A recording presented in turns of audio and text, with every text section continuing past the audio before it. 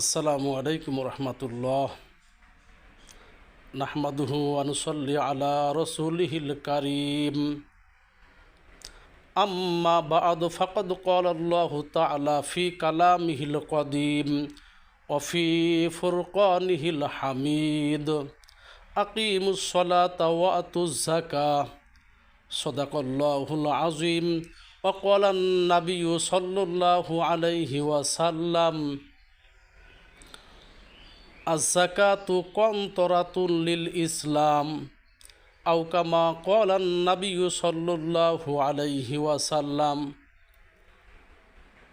সম্মানিত মুসলমান ভাই ও বোনেরা, দেশ বিদেশ যে যেখান থেকে আজকের এই প্রোগ্রাম দেখছেন, সকলকে জানাই আন্তরিক শুভেচ্ছা। আজকে কয়েকটি প্রশ্ন নিয়ে আপনাদের সামনে আমি এসেছি। একজন যুবক ভাই প্রশ্ন করেছে, হুজুর,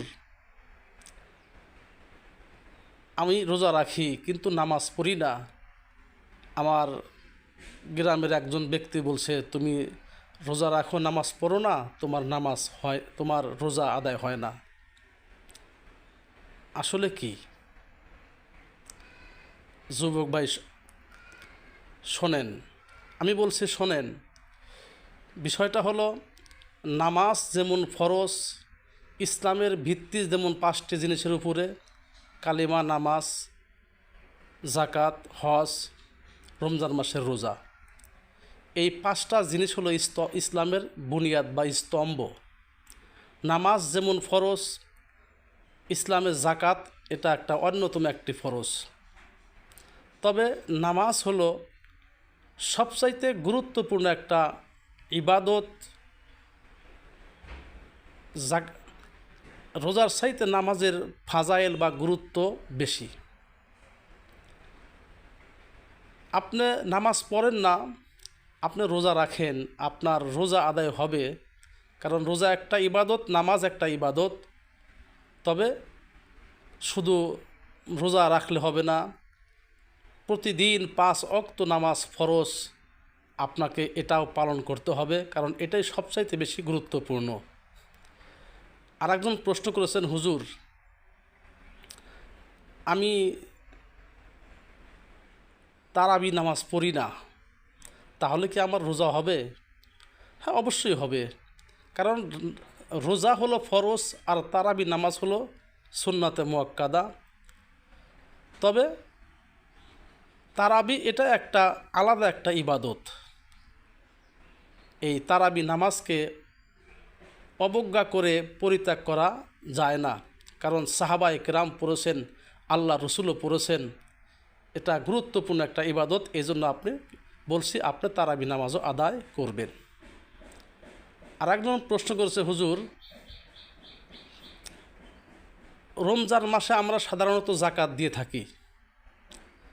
প্রশ্ন হলো, আমার আত্মীয় স্বজন এরা অনেকে ঢাকা থাকে, অনেকে চিটাগাং থাকে, তাহলে আমি যে তাদের কাছে জাকাতের টাকাটা আমি প্রেরণ করব, এই ক্ষেত্রে মোবাইলের মাধ্যমে যে আমি টাকা তাদের কাছে প্রেরণ করব, এই মোবাইল বা বিকাশের চার্জ আমি দিব, জাকাত দাতা দিবে, নাকি জাকাত গ্রহীতা ব্যক্তি দিবে? ভাইজান, এই প্রশ্নের উত্তর হবে, যেহেতু আপনি জাকাত দিচ্ছেন, আপনি যদি মোবাইলের মাধ্যমে বা যে কোনো মাধ্যমে যদি টাকা পাঠায় দেন, যদি তাকে 5,000 টাকা অথবা 10,000 টাকা জাকাত দিয়ে থাকেন, তাহলে 10,000 টাকা যেই আপনার খরচা হয়, সেই খরচটা, অতিরিক্ত খরচ আপনাকে তার সাথে দিয়ে দিতে হবে। আর যদি সে কেউ আপনার বাড়িতে বাসায় আসে খরচ করে, সেটা ভিন্ন কথা। তবে আপনি টাকা পাঠাইলে মোবাইলের মাধ্যমে অথবা বিকাশের মাধ্যমে যে কোনো পদ্ধতিতে টাকা পাঠাইলে খরচটা জাকাত যেই দিবে, জাকাত দাতা ব্যক্তি খরচ বহন করবে, জাকাত গ্রহীতা নয়। আল্লাহ তাআলা আমাদের সকলকে এই কথাগুলোর উপরে আমল করার তৌফিক দান করুন। আসলে বিষয়টা, রমজান মাস অনেক গুরুত্বপূর্ণ প্রশ্ন থাকে, অনেকে বলে, অনেকে না জানার কারণে দেখা যায় রোজা ভেঙে ফেলে। একজন যুবক ভাই আমার কাছে বলছিল গত বছর যে হুজুর আমি বলছি রোজা রাখো না, হুজুর আজকেই শুধু আমি রোজা নাই। কেন? বলছে হুজুর আমি সেহরি খেয়েছি, কিন্তু সেহরি খাওয়ার পর আমি ঘুমায় গিয়েছিলাম, স্বপ্নদোষ হয়েছিল, আমি ভাবছি হয়তো আমার রোজা হবে না, এই জন্য আমি রোজা ভেঙে আবার খানা খেয়েছি। আমি বলছি তুমি ভুল করেছো, কারণ স্বপ্নদোষের মাধ্যমে তোমার কি হয় না, রোজা নষ্ট হয় না। হ্যাঁ, যদি কেউ হস্তমৈথুন করে, ইচ্ছাকৃতভাবে বীর্যপাত করে, তাহলে এর দ্বারা তার কাজা এবং কাফারা উভয়টা ওয়াজিব হয়ে যাবে। আল্লাহ তাআলা মহান কালামে পাকের ভিতরে বলেন আকিমুস-সলা ওয়া আতুজ জাকা। আল্লাহ বলেন তোমরা নামাজ প্রতিষ্ঠা করো, নামাজ কায়েম করো এবং জাকাত আদায় করো।